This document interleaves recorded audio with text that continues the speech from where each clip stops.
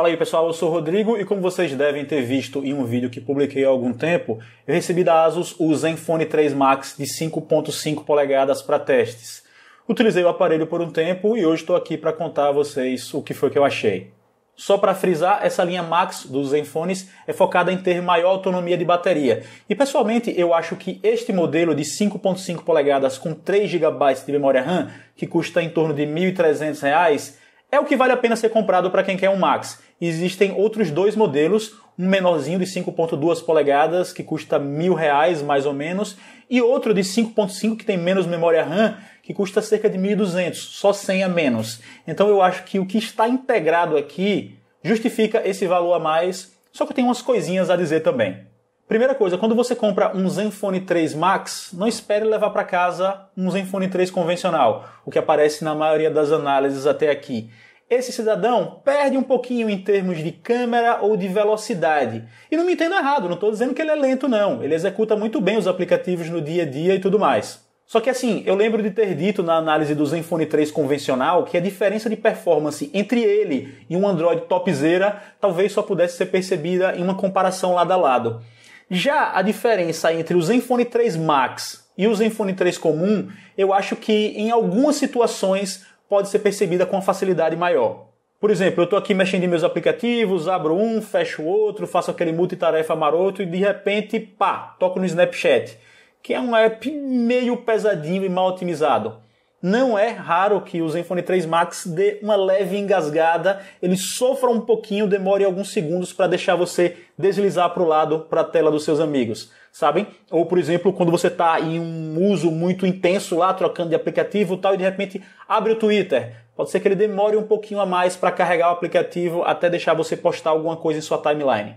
Esse é um tipo de situação que não é muito comum quando você está usando o Zenfone 3 convencional, vamos falar dessa forma. E existe, claro, um certo nível de rigidez de minha parte quando eu falo das diferenças entre os dois aparelhos, mas para quem já os utilizou, elas se apresentam de forma relativamente clara, embora eu tenha que frisar que este aqui ainda é um smartphone muito legal e tem um desempenho bastante adequado para sua faixa de preço, para sua categoria, e vai satisfazer a um bom número de usuários, sim. Outro ponto em que eu percebi diferenças entre esses smartphones foi nas câmeras. Ele tem 16 megapixels atrás e 8 megapixels na frente, o que são exatamente os números do Zenfone 3. E vejam, na prática, ele vai tirar boas fotos sim durante o dia, em fins de tarde, naquelas situações mais convencionais e tal. Mas existem alguns cenários que deixam mais claro que o conjunto de câmeras aqui é um pouco inferior. Por exemplo, à noite, ou quando tem muitas pessoas se mexendo, de repente carros passando, alguns objetos menores que são mais difíceis de focar. Também ficou claro para mim quando eu fiz alguns vídeos no Snapgram, né? As histórias do Instagram lá. Era à noite e eu fiquei mexendo a câmera, dava para perceber aquele efeitozinho fantasma, sabem? Então, sim, esses cenários mostram que não é exatamente igual ao Zenfone 3 comum, apesar de os números serem. Eu sei que é muito comum no YouTube as pessoas interpretarem as coisas às vezes como 8 ou 80, né? E aí vão dizer, você é muito chato, tá criticando, não sei o que, um telefone bom. Calma, né? Se você for um desses, respire fundo. O que eu tô dizendo é que rola uma barreira que separa, sim, o Zenfone 3 Max daqueles smartphones da categoria imediatamente superior, aqueles que custam R$ 1.700, R$ 1.800, como o Zenfone 3 convencional, que eu já mencionei algumas vezes, ou, por exemplo, o Moto Z Play, enfim. Dito isso, eu achei fantástico o fato de a ASUS ter conseguido colocar uma bateria tão grande em um smartphone como esse aqui, que é muito bonito, metal aqui, com esse vidrinho meio curvado nas bordas. Ele não é grosso, se parece bastante com um iPhone 6S Plus, como eu já mencionei, embora com menos bordas na frente, né? Tem mais tela, mais aproveitamento. E a autonomia foi muito boa nos meus testes diários. Eu normalmente consigo aqui 24 horas de uso total, com umas 7 horas e meia de tela ligada.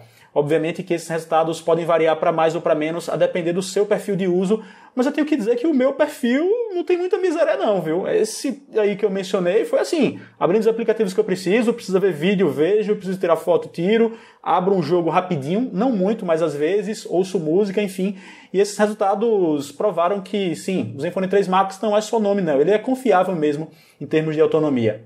Acho muito legal a gente ter uma opção como essa no mercado, que é bonita visualmente, como eu já falei, tem configurações que não fazem feio, tem leitor de impressões digitais aqui na traseira, que faz o trabalho, né? Muito bom que ele exista, e que ainda tem uma bateria grande. Aí você me pergunta, Rodrigo, roda bem jogos? Roda. Obviamente que, pelas especificações, não é um sonho de um gamer para Android o Zenfone 3 Max, mas o processador que está aqui dentro não é capadão não, ele vai muito bem, o chip gráfico bastante decente, então até nos jogos mais pesados ele teve uma performance satisfatória, talvez não igual ao de um smartphone topzera, mas ainda assim foi o que foi. Agora, tem um ponto que eu mencionei em meu vídeo de primeiras impressões, que estava me incomodando lá e permanece me incomodando, é o lance da gravação e da reprodução de áudio em alguns cenários. Mais especificamente, eu percebo que em aplicativos como o WhatsApp e o Telegram, quando eu vou gravar a minha voz e falo um pouquinho mais alto, rola um efeito de normalização, de remoção de ruído, não sei o que é. O lance é que eu falo, alô, daqui a pouco ele começa a engolir o áudio. Eu mostrei isso de forma bastante clara no meu vídeo de primeiras impressões, vocês podem conferir.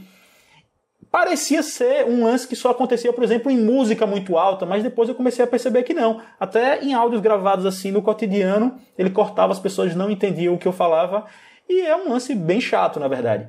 Eu dei uma rápida pesquisada na interwebs, em grupos de discussão do Facebook, e vi alguns usuários relatando problemas muito parecidos na gravação de áudio com o Zenfone 3 Max e com o Lenovo Vibe K6 Plus, que coincidentemente ou não, tem o mesmo chip que equipa este cidadão aqui. Então é um lance que pode ser investigado aí. Ao menos quando eu entrei em contato com colegas youtubers e pedi para que eles fizessem esse teste de gravação nos aplicativos que eu mencionei, o problema só surgiu em forma de áudio estourado e um ou outro problema menor. Então de repente os piores resultados estão acontecendo só na minha unidade ou em algumas, vai saber. Ainda assim, em todos os casos, uma correção não seria demais.